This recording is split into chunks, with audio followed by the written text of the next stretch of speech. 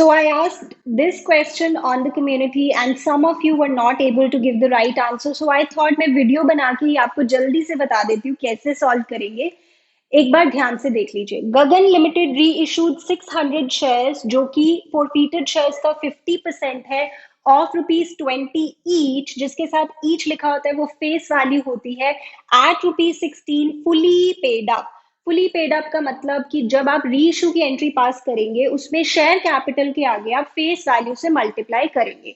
इससे रिलेटेड भी मैंने एक वीडियो बनाया है, अगर आपको देखना है I will put the link in the description. Amount transfer to capital reserve is 3600. आपको ये बताना है कि फॉर फीचर के समय आप शेयर फॉर फीचर अकाउंट में कितने रुपए क्रेडिट करोगे. ठीक है, मैं आपको थोड़ा डिटेल में समझा देती हूँ बट क्विकली देखते हैं.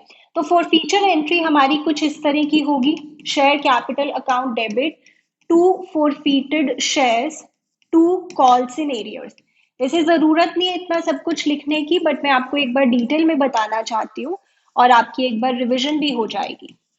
This is the forfeiture entry.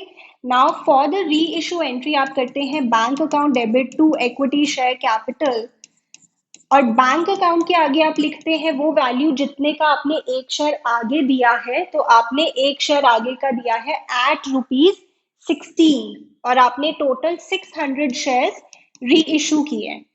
Fully paid up यानी जो वर्थ है शेयर की that you have to take as face value which is 20. तो 20 का शेयर आपने आगे 16 में दिया इन शॉर्ट. तो ये हो गया 9600 और ये हो गया 12,000. Now the balancing figure is forfeited shares account या share forfeiture account. This is the balancing figure that is 2400. ठीक है. Okay, now अब क्या होता है फाइनल स्टेप में हम ये एंट्री करते हैं forfeited shares account debit to capital reserve, right? To capital reserve, और इसकी वैल्यू आपको गिवन है in the question that is 3600. अब ये वैल्यू कैसे आती है आपको पता है.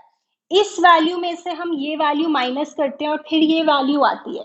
बट यहाँ पे बात खत्म नहीं होती. यहाँ पे देखना पड़ेगा कि कितने शेयर्स फॉरफीट हुए हैं और कितने शेयर्स री इशू हुए हैं. There should be a balance और फिर हम इनको माइनस करके ये वैल्यू निकालते हैं. तो ध्यान से देखना, यहाँ पे आपने 600 शेयर्स री इशू किए हैं which is 50% of the shares forfeited. यानी आपने टोटल 1200 शेयर्स किए होंगे फॉरफीट. मतलब यहाँ पे जो वैल्यू है उसका 50% करना पड़ेगा, फिर उसे इसमें से माइनस करेंगे, फिर ये वैल्यू आएगी. ऐसा ही करते हैं ना. पहले हम इसको बनाते हैं equal to the number of shares which you have री इशूड.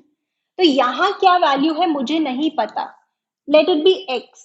बट जो भी यहाँ पे वैल्यू है उसका जब हम 50% करेंगे या उसका हाफ कर देंगे और फिर जब हम उसे 2400 में से माइनस करेंगे तो ये वैल्यू आई होगी. ठीक है, तो बस अब निकाल लेते हैं कि x क्या है. This is very simple. Take it to the other side.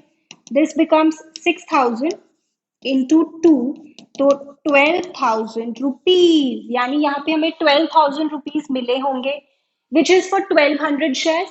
फिर हमने उसको 600 के लिए बनाया होगा, यानी सिंपली उसका 50% कर दिया होगा, जैसे 6000. फिर 6000 में से 2400 माइनस किया होगा तो हमारे पास आंसर आया होगा 3600. उन्होंने क्वेश्चन ये पूछा था कि आप फॉरफीटेड शेयर्स के आगे या शेयर फॉरफीचर के आगे कितना अमाउंट क्रेडिट करेंगे. So that is 12,000. I hope this is clear to you.